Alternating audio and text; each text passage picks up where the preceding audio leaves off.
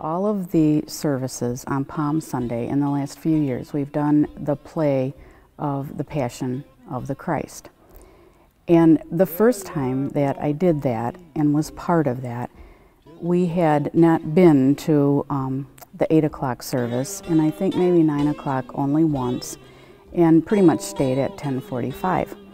So when we came to do the Passion of the Christ at the 8 o'clock service on that Sunday, outside of worrying about do you have your lines right and are you in the right spot at the right time, it just seemed to me that that service was so peaceful, with the early morning quiet and people coming in, and the connection then to the Holy Spirit, to God, to Christ, was so intimate and so personal.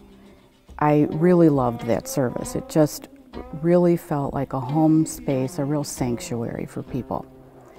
So then we had a break between services and we came back for the 9 o'clock.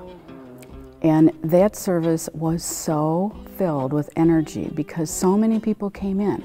A huge community of believers comes in side by side. And again, that energy in that service is different from the 8 o'clock one, but certainly that connection with the Trinity was really special, and watching how people interact, and it even flows into Fellowship Hall then, where people stay and they visit and connect with their neighbors and their friends. And then the 10:45 service, when we got to that one, that service just is offers such a chance for discovery of new ways to worship, new ideas from neighbors who are sharing during the service, and how you might want to try to explore a relationship with God and with Jesus in that time. So all three of those have a different focus, sort of a different flavor of the worship experience.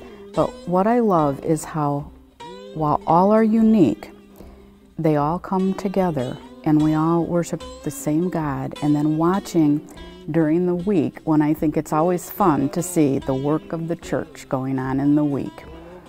And when you're out there, then you see people from all these services who are then filled with the Spirit, sparked with that light, coming together in all the ministries of this church. And I think my vision of this church fulfilling its ministry looks just like a painting by Grandma Moses. And I've thought that now for several years, because you see the sort of entire panorama of what she's painted, but you could look at her paintings for years and years in the detail and see all the little things, those connections, hand to hand, heart to heart, as people in this church fulfill many, many ministries. And I just think the whole thing comes together, it integrates, yet we have some freedom to do things in different ways.